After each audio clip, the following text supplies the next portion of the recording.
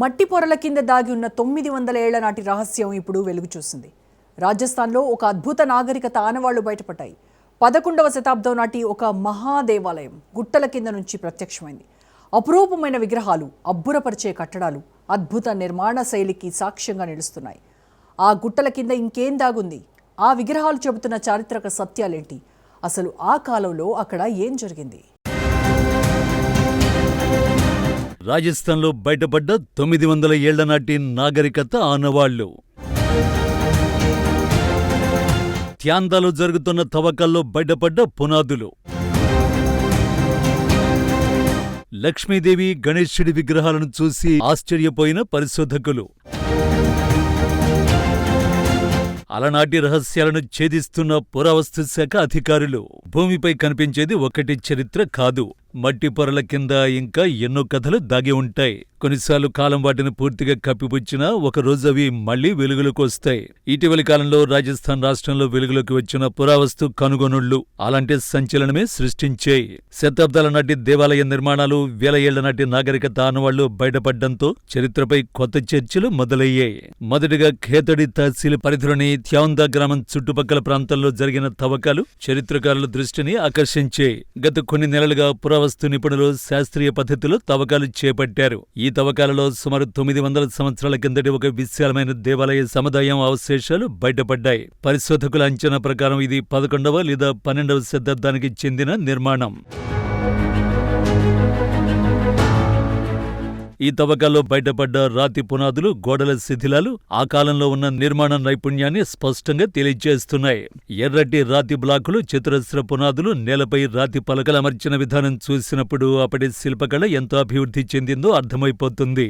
కేవలం నిర్మాణం మాత్రమే కాదు, అక్కడ లభించిన లక్ష్మీదేవి, గణేశుడి విగ్రహాలు ఆ ప్రాంతంలో ఉన్న ఆధ్యాత్మిక వాతావరణాన్ని తెలియజేస్తున్నాయి. విగ్రహాలపై కనిపిస్తున్న శిల్ప వైభవం, అలంకరణల సూక్ష్మత పరిశోధకులను ఆశ్చర్యానికి గురిచేసింది.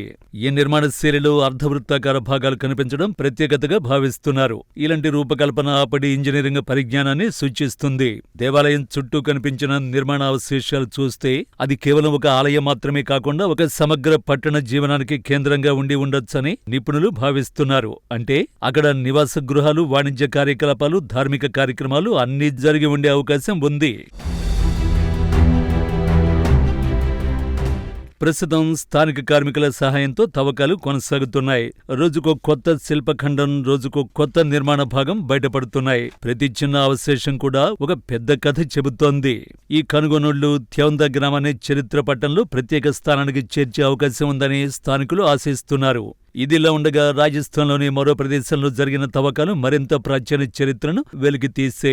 డీగ్ జిల్లాలోని భాజ్ గ్రామ పరిసరాల్లో ఆర్కియలాజికల్ సర్వే ఆఫ్ ఇండియా ఆధ్వర్యంలో జరిగిన పరిశోధనలో సుమారు 4500 సంవత్సరాల నాటి నాగరికతకు సంబంధించిన ఆధారాలు బయటపడ్డాయి. ఈ తవ్వకాలు 2024 జనవరిలో ప్రారంభమయ్యాయి. ఈ పరిశోధనలో 23 మీటర్ల లోతులో ఒక పురాతన నదీ ప్రవాహ మార్గం గుర్తించారు. కొంతమంది నిపుణులు దీనిని వేదాలలో ప్రస్తావించిన సరస్వతి నదితో అనుసంధానించే ప్రయత్నం చేస్తున్నారు. చరిత్రపరంగా సరస్వతి నది గురించి చాలా కాలంగా చర్చ జరుగుతోంది. కొన్ని భూగర్భ శాస్త్ర అధ్యయనాలు ఉత్తర పశ్చిమ భారతంలో ఒకప్పుడు విశాల నది ప్రవహించిందని సూచిస్తున్నాయి.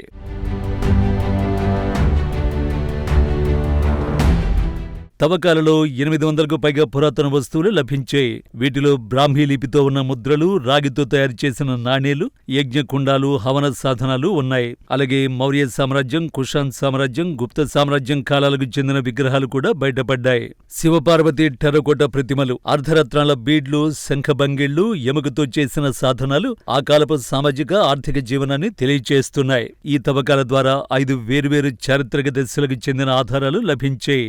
హరప్ప అనంతర కాలం నుంచి గుప్తయుగం వరకు నిరంతర మానవ నివాసం కొనసాగిందని సూచనలు కనిపిస్తున్నాయి. ఇది ఒకే ప్రాంతంలో వేల సంవత్సరాల పాటు సంస్కృతి మారుతూ అభివృద్ధి చెందుతూ వచ్చినట్టు తెలియచేస్తోంది. యజ్ఞకుండాల ఉనికి వేద సంప్రదాయాల ప్రభావాన్ని సూచిస్తే లోహ నాణేల వినియోగాన్ని బట్టి మెటలర్జీ పరిజ్ఞానం ఉన్నట్టు తెలియచేస్తోంది. ఎముకతో తయారు చేసిన సూదులు, అచ్చులు వంటి వస్తువులు ఆ కాలపు దైనందిన జీవన విధానాన్ని చూపిస్తున్నాయి. ఒక మానవ కపాల అవశేషం కూడా లభించడం విశేషం. దీనిపై శాస్త్రీయ విశ్లేషణలు కొనసాగుతున్నాయి. ఈ రెండు ప్రాంతాల్లో జరిగిన తవ్వకాలు రాజస్థాన్ చరిత్రను మరింత లోతుగా అర్థం చేసుకునే అవకాశాన్ని అందిస్తున్నాయి. ఒకవైపు మధ్యయుగ దేవాలయ నాగరికత, మరోవైపు వేల సంవత్సరాల ప్రాచీన సంస్కృతి ఒకే రాష్ట్రంలో బయటపడటం భారతదేశపు సాంస్కృతిక వైభవాన్ని మరోసారి గుర్తు చేస్తోంది. ఈ తవ్వకాలు రాజస్థాన్ మాత్రమే కాక ఉత్తర భారతదేశ చరిత్ర దిశను మార్చేలా ఉన్నాయి. ఇది సరస్వతీ నది, మానవ నాగరికతపై ఆధారాలు అందిస్తూ భారత పురాతన సాంస్కృతిక జీవన విధానాలపై విస్తృత అవగాహనను అందించనుంది. పురావస్తు శాఖ ఈ తవ్వక నివేదికను కేంద్ర సాంస్కృతిక మంత్రిత్వ శాఖకు సమర్పించగా బాజు ప్రాంతాన్ని జాతీయ పురావస్తు రక్షిత ప్రాంతంగా ప్రకటించే అవకాశం ఉంది. వీటిని భారతదేశ ప్రాచీన నాగరికతకు సంబంధించి